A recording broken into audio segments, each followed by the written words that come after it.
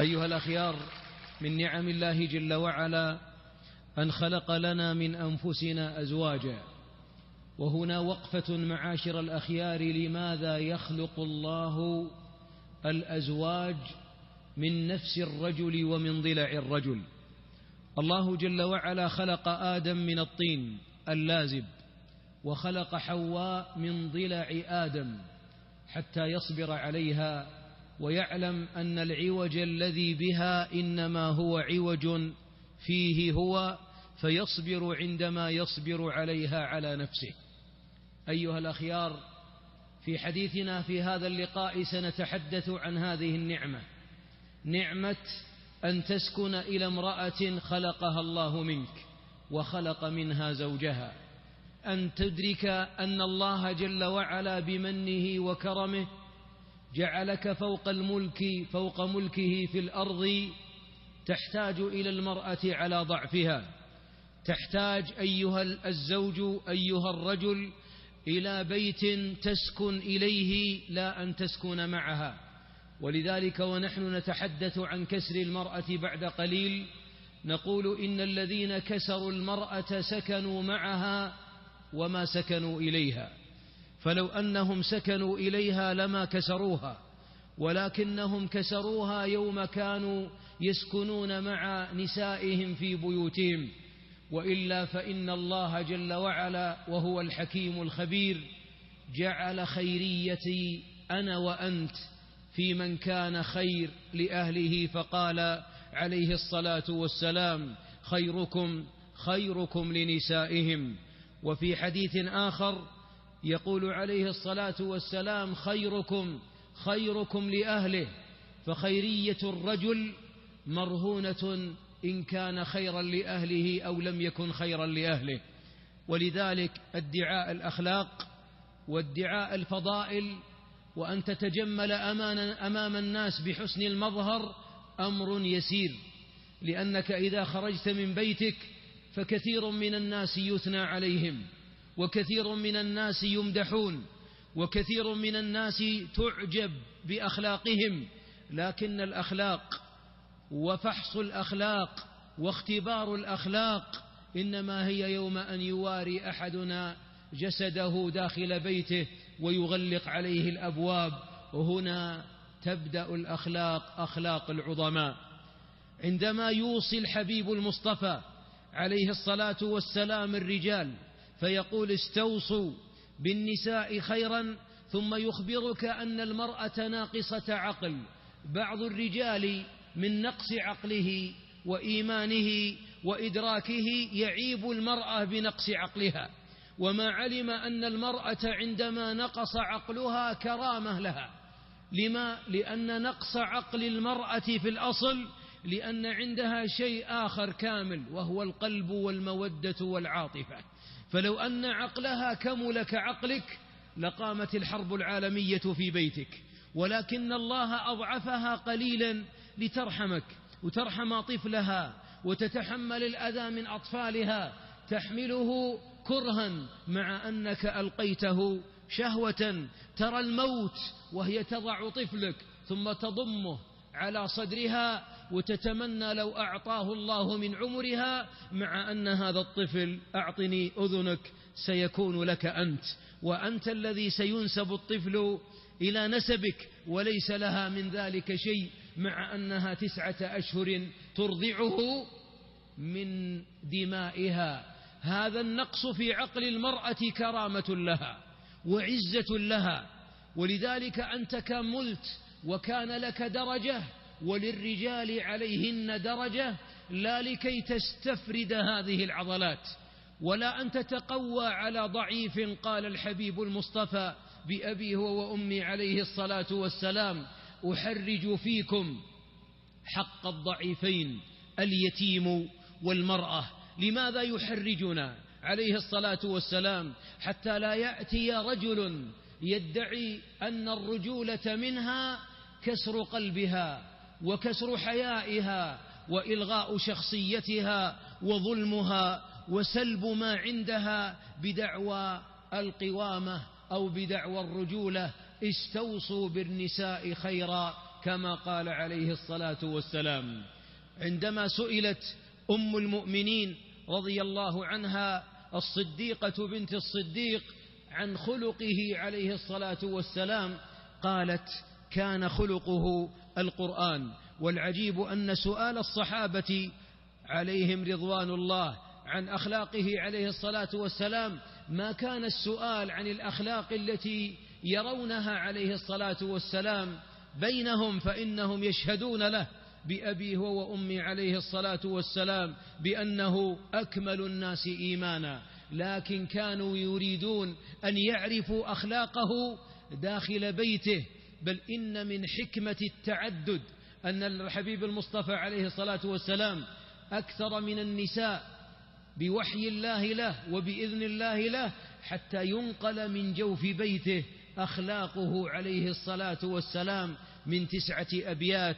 اختصرت عائشة رضي الله عنها: أمي وأمك أخلاق الحبيب المصطفى، فقالت: كان خلقه القرآن، وقد زكاه ربه جل في علاه، وإنك لعلى خلق عظيم. أكمل المؤمنين إيمانا أحسنهم خلقا، هذا هو أكمل المؤمنين. وأكثر ما يدخل الناس الجنة تقوى الله وحسن الخلق.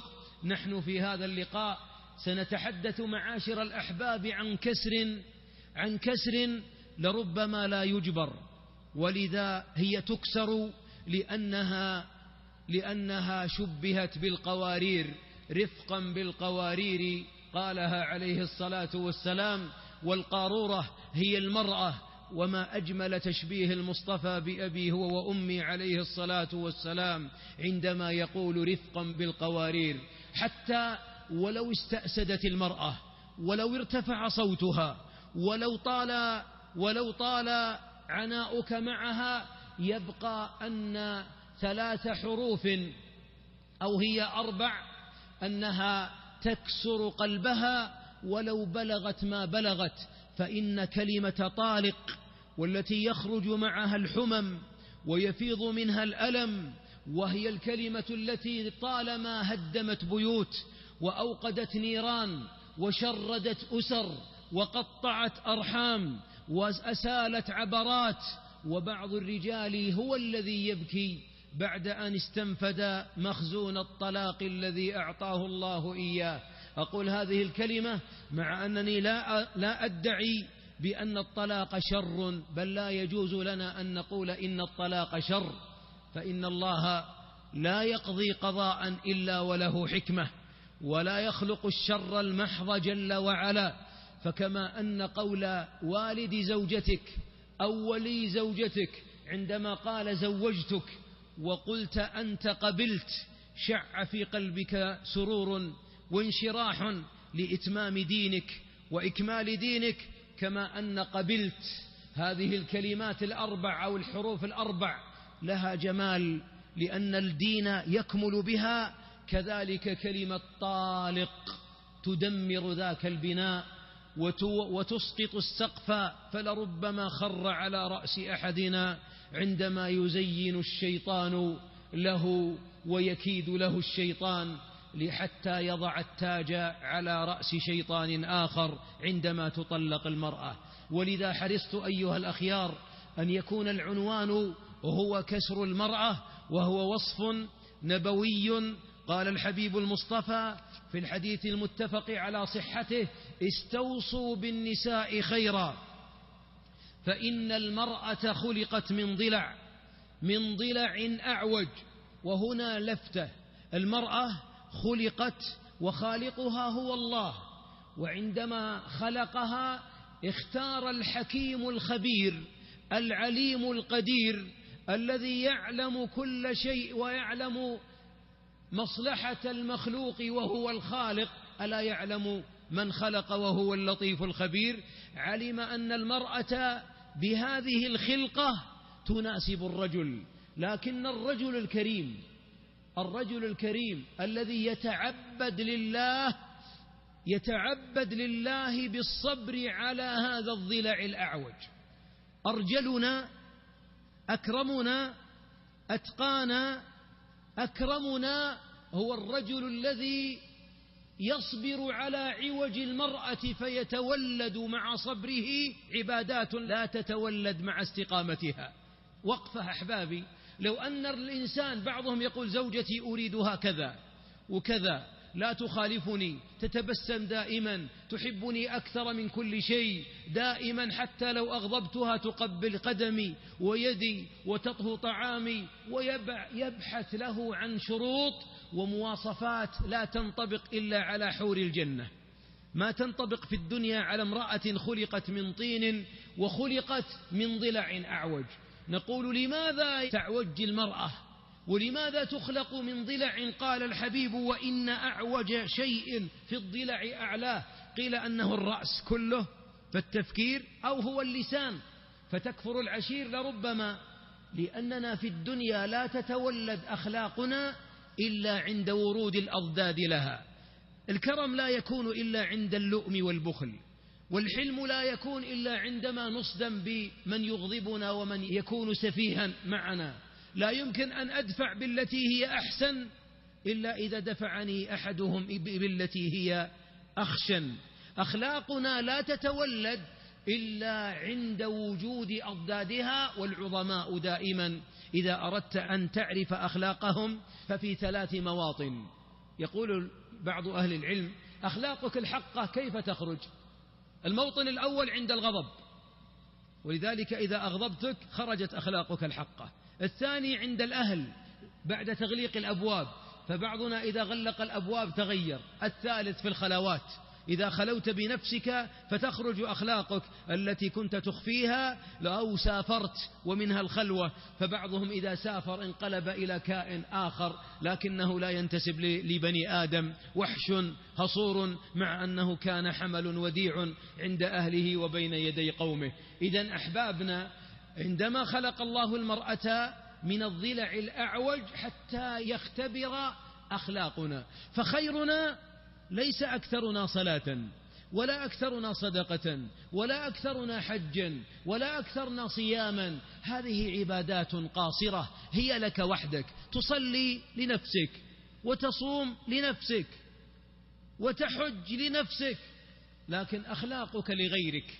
ولذلك كانت منزلة الأخلاق أنها تبلغ الرجل أو تبلغ المؤمن والمؤمنة درجة الصائم القائم ولو لم يصم ولو لم يقم، لقوله عليه الصلاة والسلام إن المرء ليدرك بحسن خلقه درجة الصائم القائم.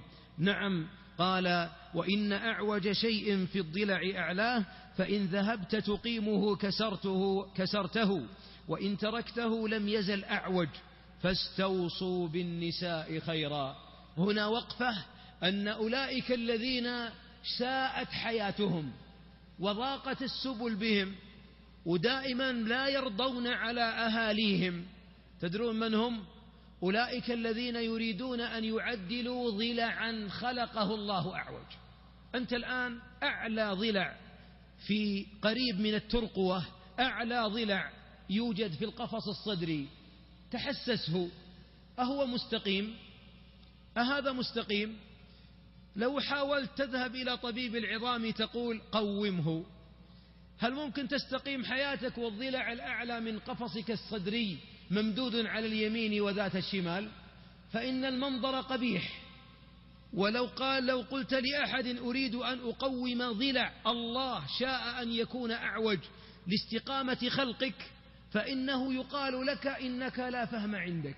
هذا الذي جعل المشاكل، سنذكر بعد قليل أن أكبر مشكلة يواجهها الزوج الذي لا يحتسب أجر الصبر على المرأة، أكبر مشكلة في حياته يريد أن يعدل شيئا الله شاء له أن يكون أعوج، فيقضي حياته كلها يلوم المرأة على أنها امرأة.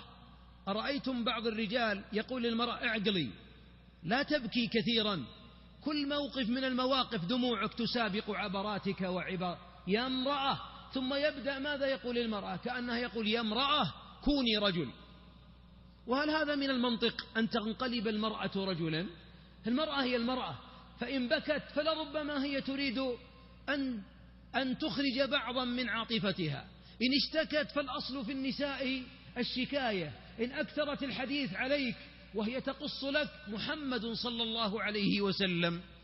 في حديث أم زرع في الصحيح عائشة رضي الله عنها جلست عنده تقص له خبر 10 من النسوة، 10 نساء، وكل واحدة تصف لعائشة كيف كان زوجها معها، وكان الجميع نهايات مؤلمة لحياتهم مع رجالهم.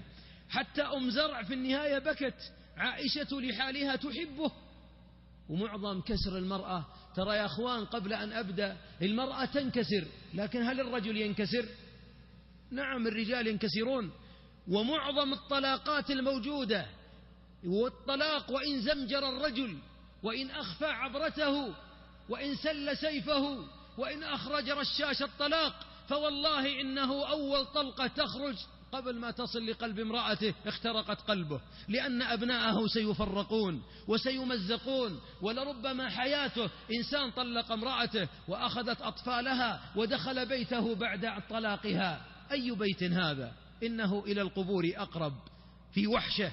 يا أخي إذا غاب أبناؤك في سفر مع أمهم وعدت إلى البيت والأطفال ما طلقت أمهم وذهبوا إلى أخوالهم أو إلى بلدك وعدت إلى البيت، تستوحش. كلامي صحيح أم لا؟ والله تستوحش، ولو أن الأنوار مفتوحة. يا أخي الحبيب لو ذهبت الأم للمستشفى وعدت إلى البيت ثم ضمك صغيرها وقال وين ماما، أحيانا تدمع عينك مع أمه في المستشفى وبتطلع إن شاء الله، لكن رحمتك. أقول لك قصة مرشد طلابي، طلقت امرأة فاشتكت ووسطت، وكان أحد المصلحين أحد الدعاة يصلح بينها وبينه، فقال الرجل أريد أن أؤدبها وأهلها، أريد أن أكسر أنفها وأنف أمها وأبيها. وأخذ طفلها، وكان في الطفل في الابتدائي، وكانت مسكينة تمر تريد أن تراه، حتى أتت يوم وقالت تسمح لي يا مرشد، أريد أن عند باب المدرسة أن أطعم ابني، أطعم فترة الفسحة وأقبله وأشمه، فأنا لي فترة ما رأيت ابني. قام الرجل المرشد الطلابي فوافق، وأحضرت معها إفطار وبتجلس معه على الأرض، واتصل على زوجها مطلقها، ذاك المعربد الذي كان قلبه قد من صخر وليست للرحمة أي نفس ولا نور. فلما رأى امرأته طليقته تضم طفلها وتطعمه بكى رحمة.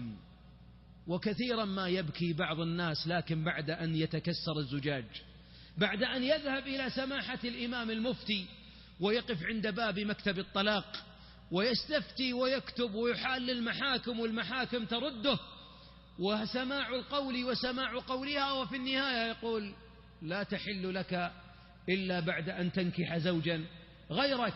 ولذلك الكسر هذا كسر مؤلم، كسر مؤلم. والدليل على ذلك هل تعلم أنه في كل 20 دقيقة تقع في المملكة العربية السعودية حادثة طلاق؟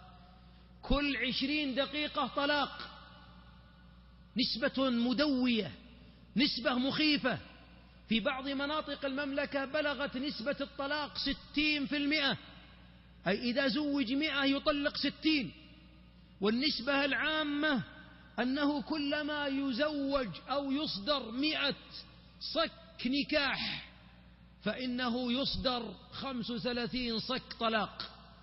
أكثر من ثلث الزيجات تفشل.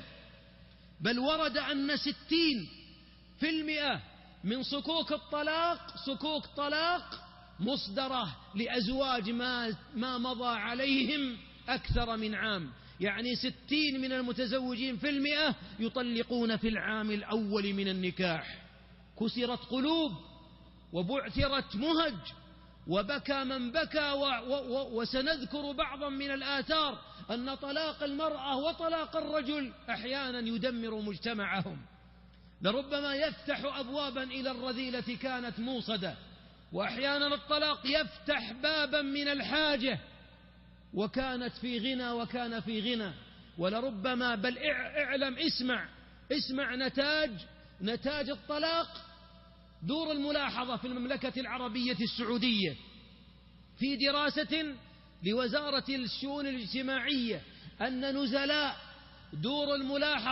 الدور الملاحظة سجون الأحداث، الأطفال أحيانا يدخلون وأعمارهم 7 8 10، يدخلون في جرائم بعضها كبرى، بعضها فواحش، بعضها سرقات، بعضها ترويج إلى غيره، أن 80% من نزلاء سجون الأحداث أو دور الملاحظة، 80% من السجناء من مرتكبي الجرائم الجنائية، كل الأطفال أولئك نتاج زوجين منفصلين، طلاق، وهم زبائن السجون وهم زبائن الترويج.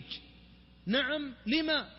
لأن المشكلة الزواج رباط، الزواج آية، الزواج سكن، الزواج نعمة، فإذا وقع الطلاق الغير شرعي تدمر البناء كله. قد يكون الطلاق واجب، قد يكون الطلاق مباح، قد يكون الطلاق سنة، قد يكون الطلاق محرم يجري عليه جميع الأحكام التكليفية ال5، لكن الأصل أن الإنسان ما تزوج إلا لكي يبني بيتا ويبني سعادة ويبني سكنا.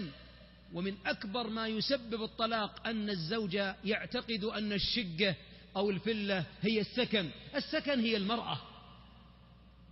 ومن آياته أن خلق لكم من أنفسكم أزواجا لتسكنوا إليها، الزوجة هي السكن، هذه جدران، هذا بيت، هذا بناء.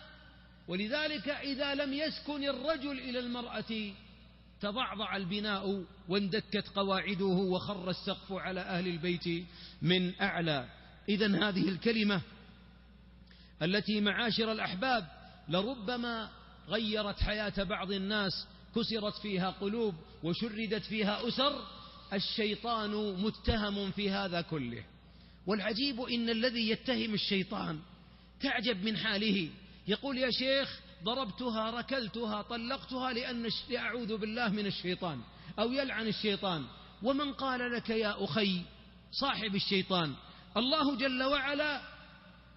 جل وعلا قال إن الشيطان لكم عدو فاتخذوه عدوا. من الذي قال لك صاحبه؟ ثم بعد ذلك إذا صاحبت الشيطان ثم ارتكبت جناية على أسرتك، لأن الطلاق أحيانا جناية. نعم، أنت قد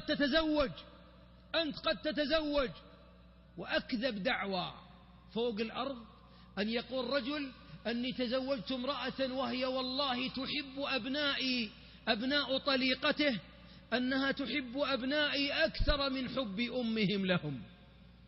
نحتاج إلى مجموعة ممن نزعت منهم القلوب والعقول ليصدقوا هذه الدعوة.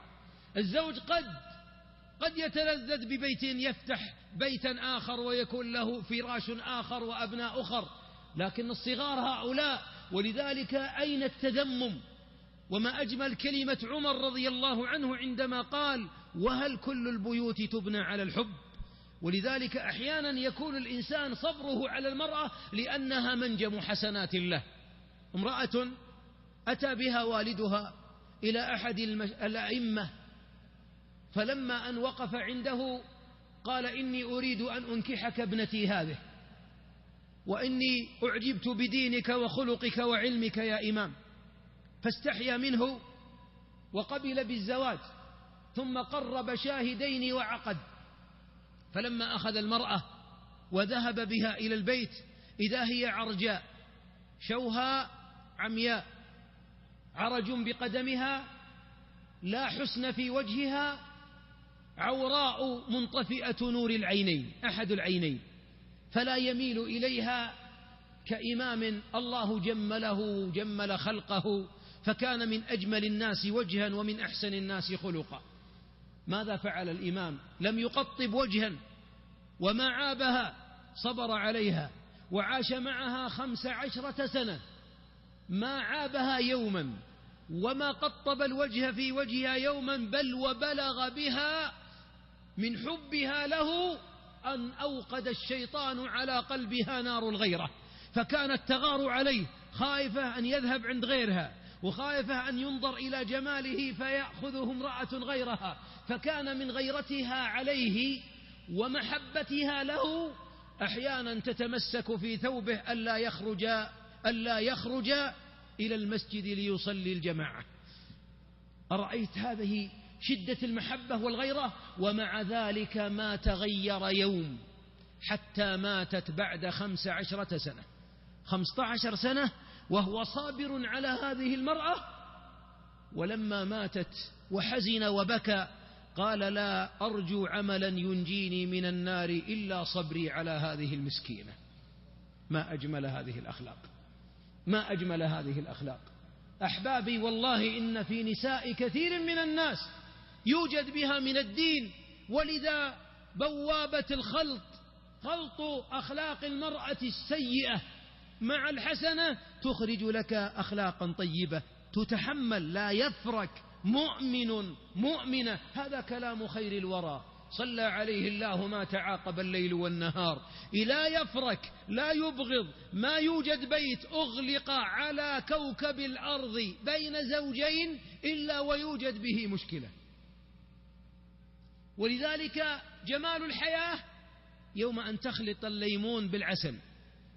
ولذلك إذا أتتك بحموضة ليمونها بأخلاق تغيرت وتنمرت، وإذا استأسدت عليك يوما من الدهر فتذكر ركيعات لها في الليل، تذكر إكرام الزوج مرة، إكرام ضيفك، تذكر دعاؤها لك، تذكر طفل حملته لك أشهر طوال تسهر هي عليه وترضعه لبانة قلبها ودماء عروقها، والابن ابنك. يا أخي، ألا يكون ذلك معروفا لها فتصبر؟ لا يفرك مؤمن مؤمنة. ولذلك لماذا جعل الله الطلاق في يد الرجل؟ لماذا جعل الطلاق في يد الرجل؟ لكمال عقله وحكمته، إذ أنه لا يستثار بسرعة ويستطيع أن يملك نفسه، فإذا استثير صار قد ترجل من علياء قوامته. الله جل وعلا جعل القوامة للرجل لما؟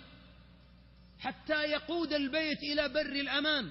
الرجال قوامون على النساء بما فضل الله بعضهم على بعض. هذا التفضيل يا أخوان، التفضيل ليس تفضيل رفع أنف، وليس تفضيل المراد به أن لك منزلة في الجنة لا تستطيع النساء الوصول إليها، هذا غير صحيح. هذا تفضيل الحماية، تفضيل القوامة، تفضيل حماية ورعاية وضم وحلم وصبر وأخلاق.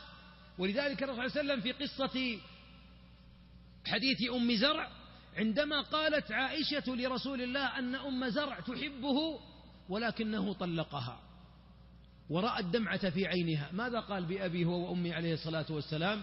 كنت لك كأبي زرع لأم زرع، وطمأنها غير أنه طلق وأنا ما أطلق. ولذلك انظر جمال أن تطمئن المرأة أن ما تطلق.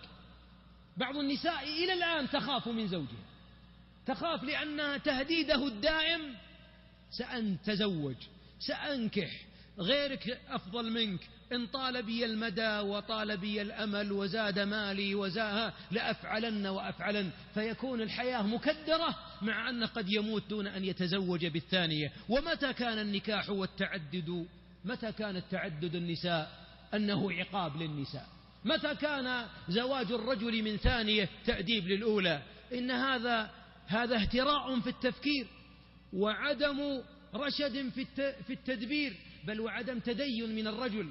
الرجال قوامون على النساء بما فضل الله بعضهم على بعض وبما أنفقوا من أموالهم، فجعله ينفق وجعله مفضل بتمام عقله، لأن المرأة كاملة من جهة، كما قلت في بداية الحديث، المرأة كاملة في جهة وأنت كامل في جهة أخرى، هي كاملة في عاطفتها وأنت كامل في عقلك، ولذلك يجتمع الكمالين. لكن لو أن الرجل مع امرأة تامة كعقله وقوته، ولذلك لماذا المرأة المحبوبة للرجل هي المرأة العروب؟ من هي العروب؟ هي التي تتودد لزوجها وتخرج أخلاقا جميلة، حتى وهو يغضبها تأتي فتضع يدها في يده كما ورد في الحديث وتقول لزوجها: لا أذوق غمضا حتى ترضى، مع أنه الذي أغضبها. لماذا؟ لأن عاطفتها أعلى، تنسى أكثر. لأن بعض الرجال تسمحوا لي يقولها كالبعير الجمل، يحقد ولا ينسى، يحقد فيحمل في قلبه الضغائن، فعلت في عام كذا كذا وفعلت يوم كذا كذا. المرأة أحيانا إذا فاضت وانظر إلى طفلها يغضبها أيام طوال، ولو قال لأمه أنا أحبك يا ماما ضمته وذهبت آلام إغضابه لها. لكن لو يأتي لبعضنا يقول أنا أحبك يا بابا، يقول اقلب وجهك، أنسيت ما فعلت يوم أن فعلت. لما؟ لأن العاطفة عند معاشر الرجال لربما أقل. لذلك احمد الله على أن كمل المرأة، كملها بعاطفتها حتى تستمتع وحتى تعيش في أنس. ولذا جعل من كون العاطفة جامحة عند المرأة أحيانا يزداد الحديث عندها، أحيانا تكفر عشيرها. ولذلك بعد 20 سنة من الخدمة والعطاء لربما تقول ما رأيت خيرا قط. لكن أحيانا إياك أن تقف عند هذه العبارة. بعضهم يقول طلقتها لأنها قالت بعد جهد جهيد وصبر طويل، قالت ما رأيت خيرا قط. يا مؤمن أنت الآن، أنت عندما طلقت وكسرت قلبها لأنها كفرت العشير، أنت في هذه الساعة كافر للعشير، أنت كافر للعشير في الأصل. نسيت 20 سنة تخدمك، فلما نست يوما لمعروفك، مع أنها ما نست إنما لأنها جاشت عاطفتها وزادت.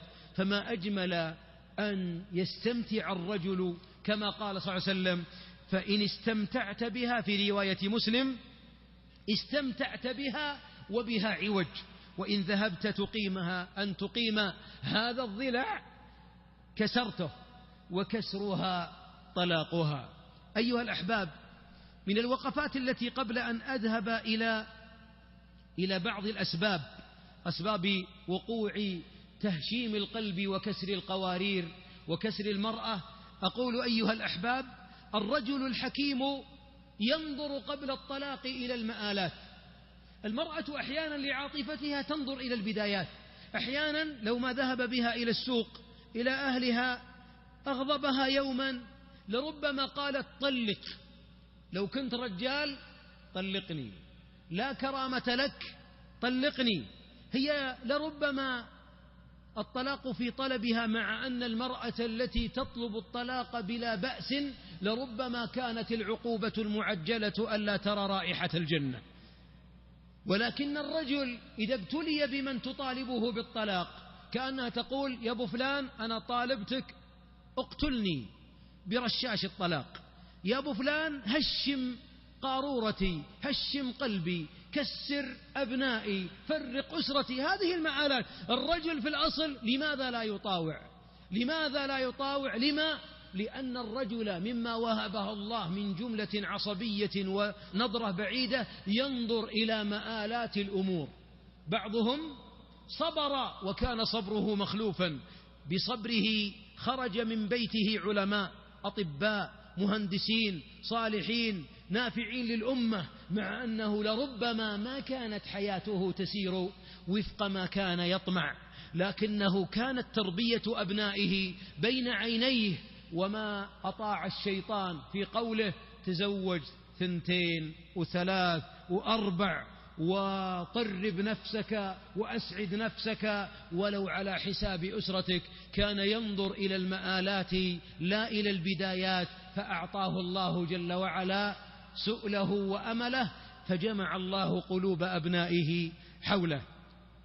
أيضا من الوقفات المرأة أيها الأحباب لا تحتاج إلى قوة عنترية لتهشيم قلبها، لأن بعض الأزواج يستخدم سلاح الطلاق، يقول أريد أن أؤدبها وأن أكسر، كما قال صاحبنا الذي زوجته ذهبت لكي تفطر مع طفلها، قال أريد أن أكسر أنفها وأنف والدها.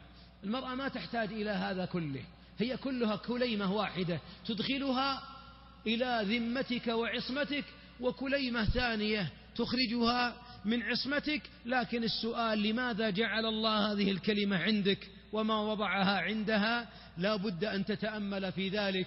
فليس من العنترية ولا من الرجولة أن يكون هذا على لسانك. ولذا سأذكر هنا ولعلي أقدمه، إن بعض الرجال على لسانه الطلاق، وهذا يا أخوان تسمحون لي أسميه من نقص التدين ومن نقص كمال الرجولة، أن يكون الإنسان دائما يهدد بالطلاق ويعلق أفعالها: إن خرجت من بيتك فأنت طالق، إن صعدت فأنت طالق، إن زارتك أختك فأنت طالق، وإن جاتك خالتك نورة ولا حصة ولا موضي ولا غيره فأنت طالق، وإن سبحان الله. فصارت حواجز الحياة، صار حياة بعض النساء حقول ألغام، ما تتحرك في أي حقل، أي خطوة فأنت طالق وفأنت طالق، أي رجولة. ولذلك بعض النساء مكسورة القلب قبل أن تكسر بالطلاق. كسر المرأة ليس دائما، وهذه يجب أن نؤمن بها. كسر المرأة ليس في طلاقها فقط، أحيانا يكون كسر المرأة بكسر قلبها. فبعض النساء توجد في بيوت بعضنا وهن على عصمته مكسورة القلب.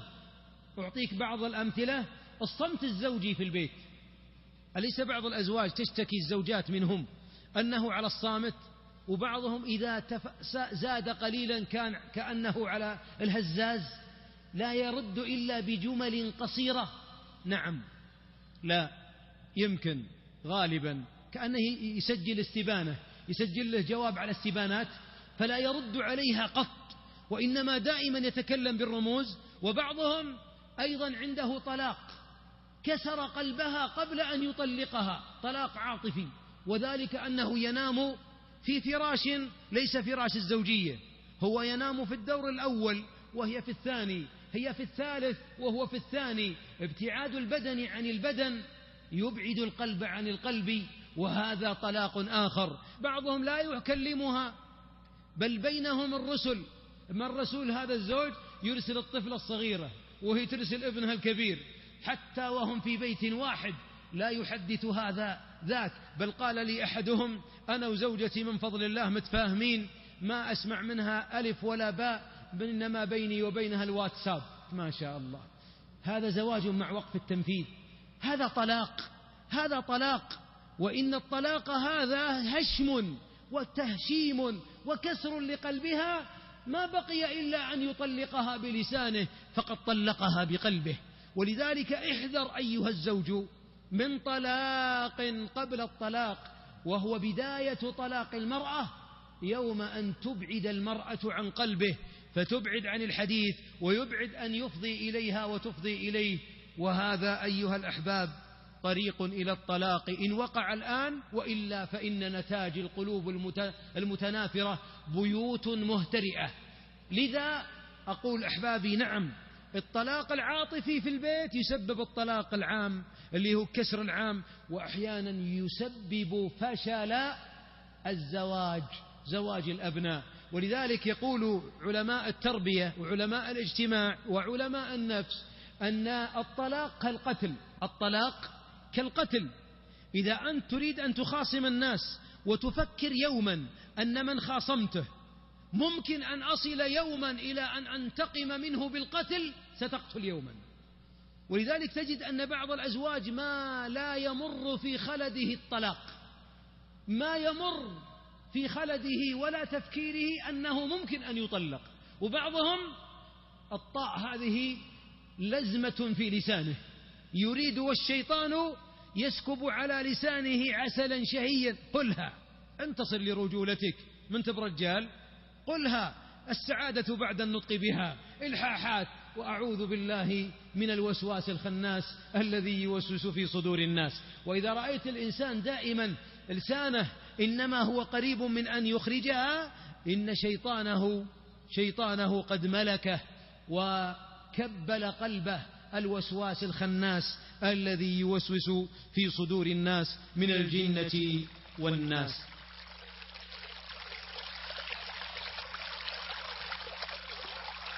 محاضرة الأسبوع. أحبتنا الكرام، لازلنا نستمع إلى محاضرة لفضيلة الشيخ سعد بن عتيق العتيق، مشرف التوعية الإسلامية بإدارة التربية والتعليم بالرياض، بعنوان كسر المرأة. حيث استهل الشيخ محاضرته بوقفة مع نعمة السكن إلى المرأة والأحاديث الواردة في حسن التبعل والخيرية للأهل، ثم بين خطورة كسر المرأة وما هي سبل الحفاظ على بيت الزوجية من الرجل والمرأة. وبعد أحبتنا الكرام، يواصل الشيخ سعد العتيق محاضرته بوقفة يبين فيها أن جمال الحياة بالمشاكل الزوجية، فيقول فضيلته: من الوقفات أيها الأحباب أن جمال الحياة أيها الزوج، جمال الحياة أن تتلذذ بالمشاكل الزوجية، فما أجمل بعد الإغضاب من الرضا، وما أجمل من الهدية في الاسترضاء، وما أجمل. ولما يقول واحد: يا شيخ، أحدهم عندما قال له أحد: يا أخي إن إغضابها لك ثم استرضاءها لك، إغضابك لها ثم استرضاؤك يتولد من عبادات. قال: والله لو عشت مع أهلي يوما لأحرقت الأخضر واليابس في حياتك. لماذا بعض الزوجات لا يمكن أن تلين؟ أتدرون لماذا؟ لأنها في حياتها خائفة، في حياتها خائفة، ولذلك هي لا تأمن أنها لو أتت للزوج تعتذر ماذا سيفعل بعض الأزواج؟ إنه سيرد عليها ردا محرقا. فانكسر قلبها يوما في عامه الزواج الأول عندما أتت إليه بكوب العصير، أو أرسلت إليه أحدهم أرسلت إليه كلمة جميلة عبر جوال، فرد عليها قال: عسى ماشر مريضة، نبحث لك عن طبيب، فإن لم تكوني تريدين الطبيب فإني أبحث عن راق يرقيك. ظن أن كلامها الجميل والتودد له أنه نوع من السقم والمرض. ماذا فعلت؟ لها 20 سنة معه ما أعادت تجربة الاعتذار وما أرسلت الكلمة الجميلة. لما؟ لأنها تخشى من كسر قلبها مرة ثانية. إن بعض النساء ما صححت الوضع في التعامل مع الرجل بسبب أن الرجل لا يؤمن جانبه، وأنا لا أحمل الرجل دائما التبعة. فبعض النساء أيضا هي الشرسة، وهي التي كلما أتى من طريق أغلقته، وكلما أراد أن يفتح صفحة سودتها. لكني أتحدث مع الرجل الذي في نهاية المطاف كسر قلبها في يده، كسر قلبها في يده. هل يمكن ينكسر قلب الرجل؟ نعم، قد يكون بالخلع، فبعض النساء لربما تكون ظالمة، وبعض الرجال قد يكون ظالم، وبعض الرجال قد تظلمه المرأة تذهب للقاضي وتدعي زورا وبهتانا أنها لا تحبه لأن به سوء في أخلاقه وهو ليس كذلك، أو بخلا في عطائه وهو كريم ليس كذلك، ثم تدعي زورا فتخلع المرأة منه وتنفق له الصداق الذي أنفقه عليها، فيصدر الصك من المحكمة بخلع المرأة، خلعها من الرجل، أو يفسخها القاضي إذا ثبت له أنها لا تحبه بسبب شرعي أو لا تريد البقاء معه، فينكسر قلب الرجل. لكن الرجل له خيارات أكثر من خيارات المرأة. أيضا أيها الأحباب، هنا وقفة. عندما اختل بناء الأسرة المؤمنة وصار المستشار لبعض الرجال شيطانه والسفهاء من قومه، وقد يكون السفيه أحيانا تكون أقرب الناس إليه، وقع الطلاق، مع أن الطلاق في ديننا دائرته ضيقة جدا. خلك معي، تأمل هذا. متى يجوز للرجل أن يطلق المرأة؟ يجوز له أن يطلق المرأة، أولا لا يجوز له إلا أن يطلق طلقة واحدة رجعية. بعضهم يطلق بعدد نجوم السماء، وبعدد رمل عالج، وعدد رمل الصمان والدهنة، مع أنه يكفيه واحدة. يطلق طلقة واحدة، لاحظ الخطة الشرعية، وأن يطلقها في طهر لم يجامع فيه، أي أنها اغتسلت من الدورة فطهرت، حلت له، ثم في هذا الحل قبل أن يطأها يقع الطلاق، طلقة واحدة. ثم لا يخرجها من بيتها، تبقى حتى تكمل العدة 3 حيض. فإذا خرجت من الحيضة الثالثة، وبعض النساء تحيض في الشهرين مرة، فيكون عدتها قد تكون 6 أشهر، فانظر المسافة، هي عنده تأكل من طعامه وتتجمل له طيلة الطلاق في العدة، وتنام على فراشه، وتتقلب بين يديه، وتربي أطفاله.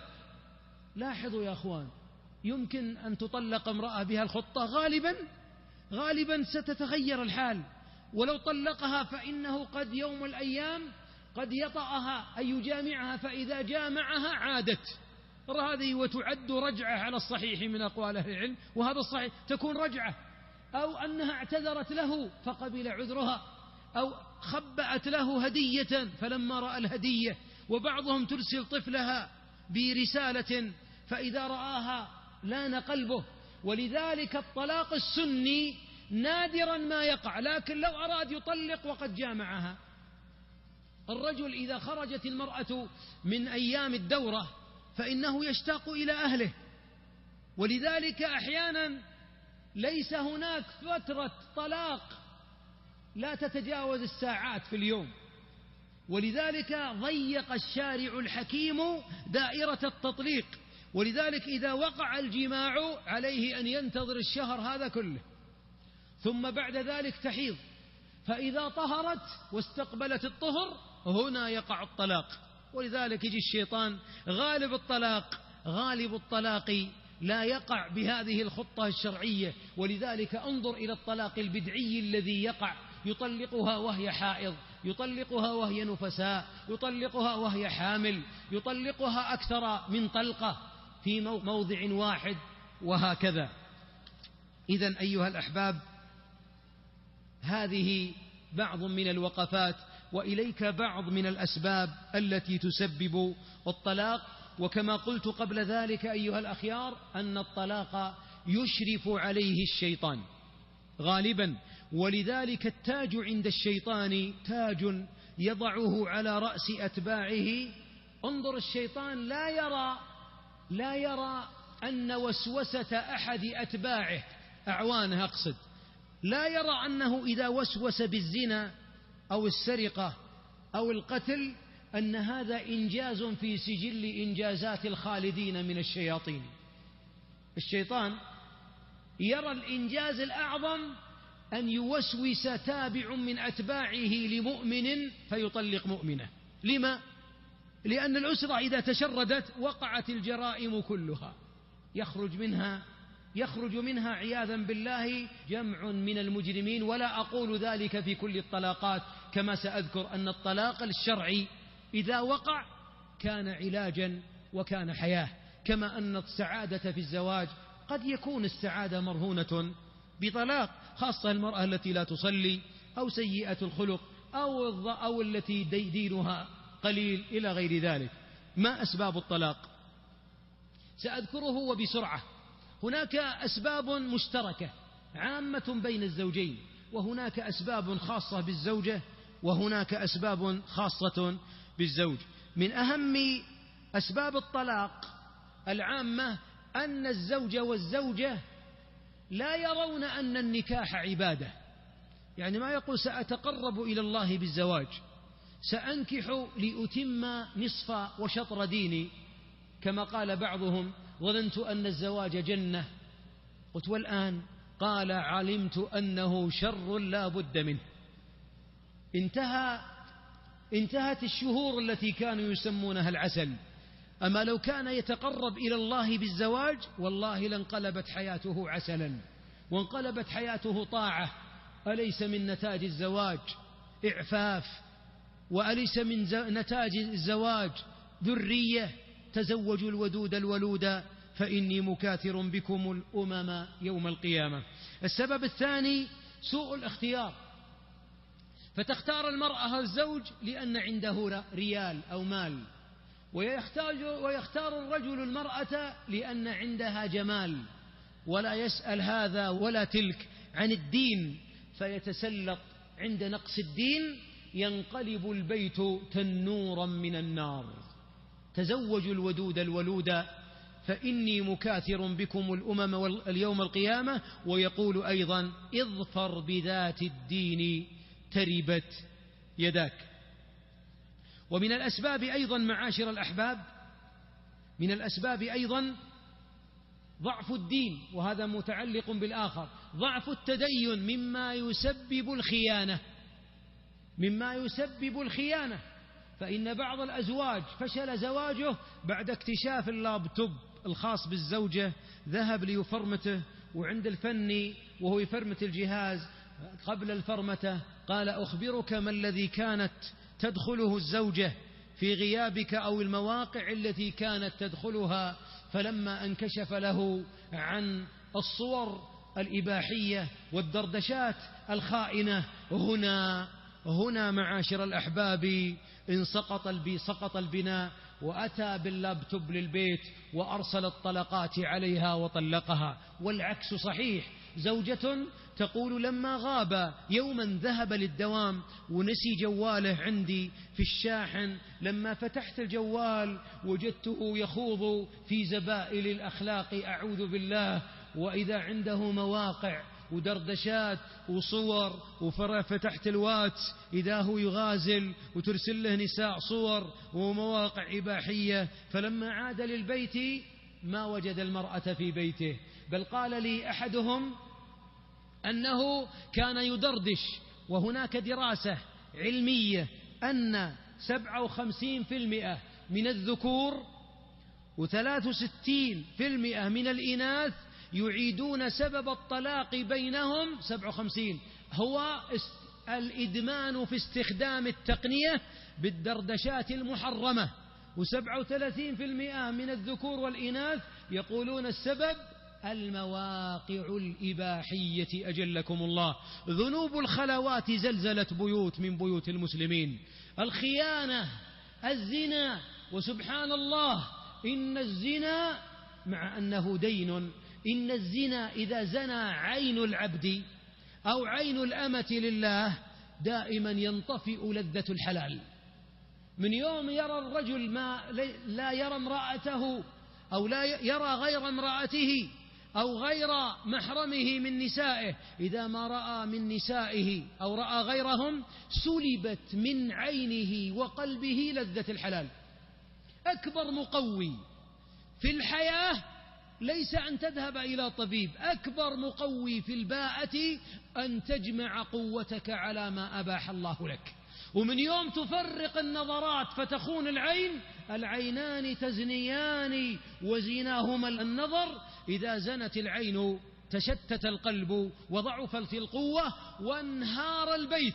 إذا ضعف التدين. وأقول للأولياء: زوج الرجل ذو الدين سيكرمها، إن أحبها أكرمها، وإن أبغضها إما تذمم وعاش معها، وإلا على الأقل لم يهنها. ولو طلق الكريم فإن طلاقه عقد جميل يمتعها ويذكرها بخير وتذكره.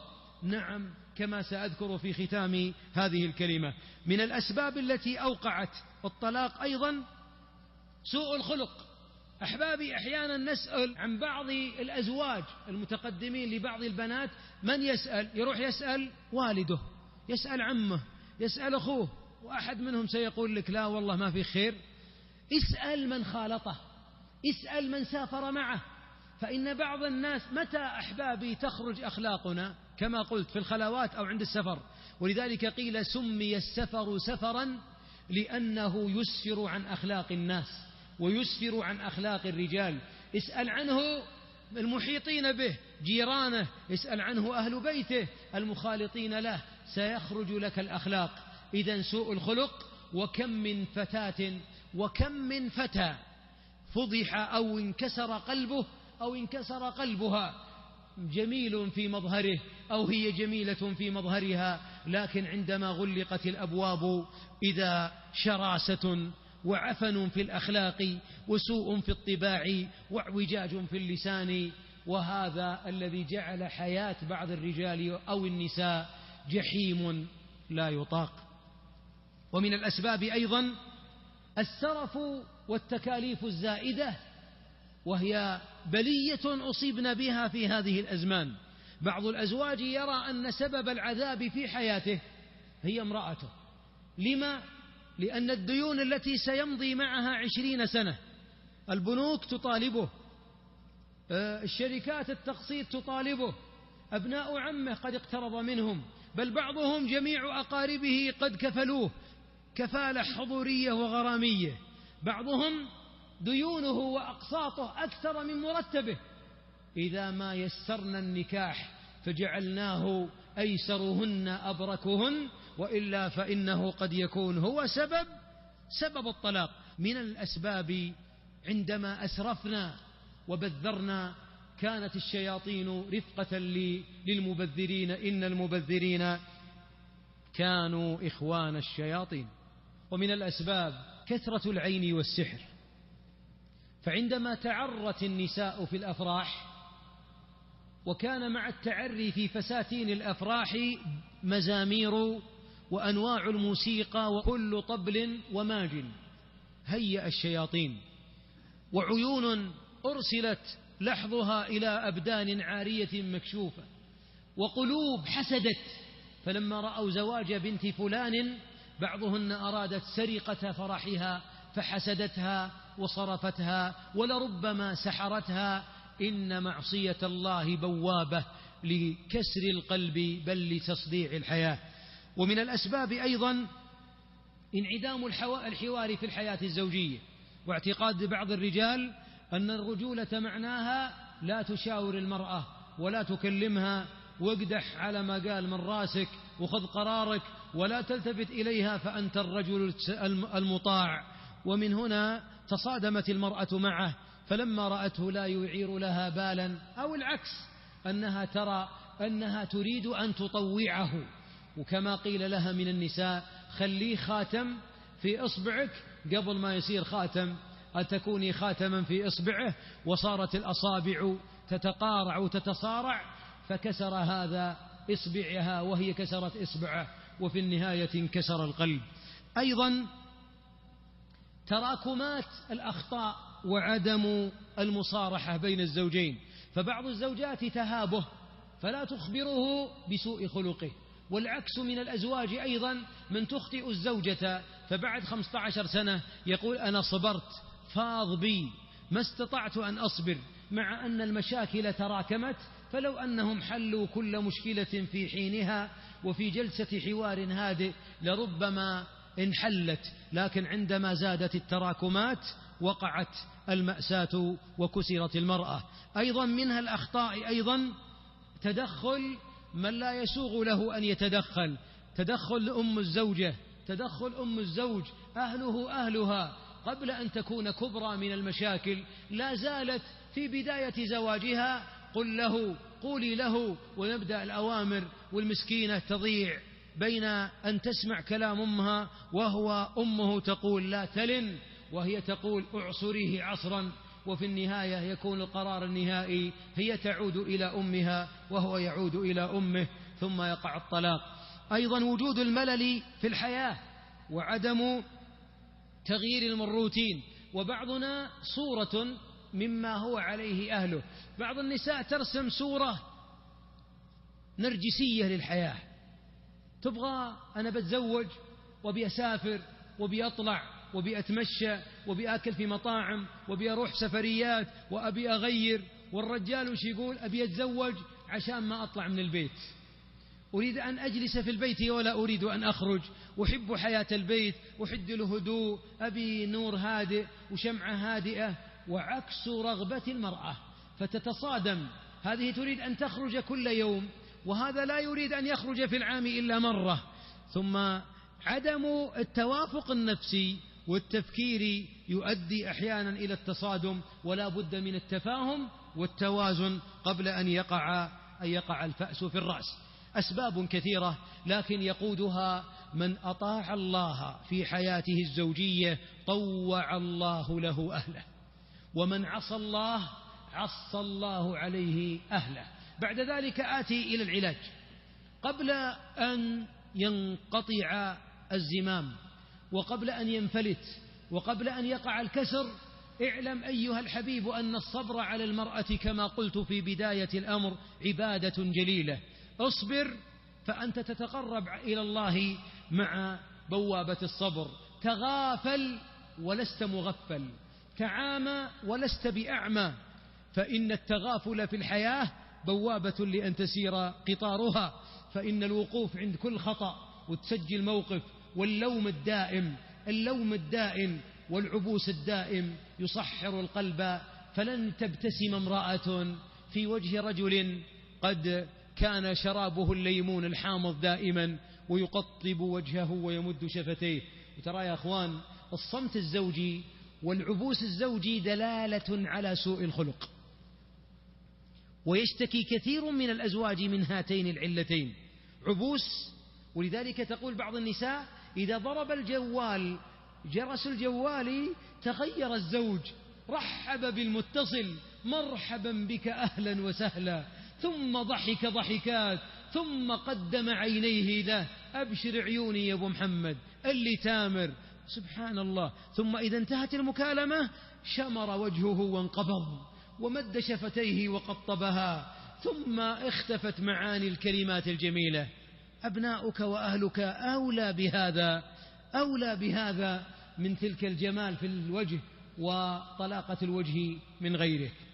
من العلاجات أولا بعد أن نتغافل وأن نتعمد حسن الخلق، والثالث أن نطلق الوجه لأن حل كل مشكلة طلاقة الوجه. من العلاجات أكثر من الاستعاذة من الشيطان الرجيم. تنازل عن بعض ذكوريتك، لا أقول أن تتنازل عن بعض رجولتك، والرجولة وصف جميل. الذكورية ما هي؟ لا تسمع، حتى أن بعضهم يروي حديثا روته جدته في حديث ساقط، يقول شاوروهن وخالفوهن. وأسأل الله جل وعلا أن يحفظ كل ابن انسكبت عبرته أو ابنه بسبب فقد أب أو أم. أسأل الله أن يربط على القلوب، وأن يطفئ المشاكل في بيوتنا، وأن يحسن خلقنا وأخلاقنا، وأن يرد كيد الكائدين ممن يسعون لإفساد بيوت المسلمين، أن يرد كيدهم في نحورهم. شكر الله لكم أيها الأخيار هذا اللقاء، وأسأل الله أن يجعلنا خيرا لأهلنا. قولوا آمين. اللهم اجعلنا خيرا لأهلنا وخيرا لنسائنا. اللهم صل على محمد وعلى آل محمد، والحمد لله رب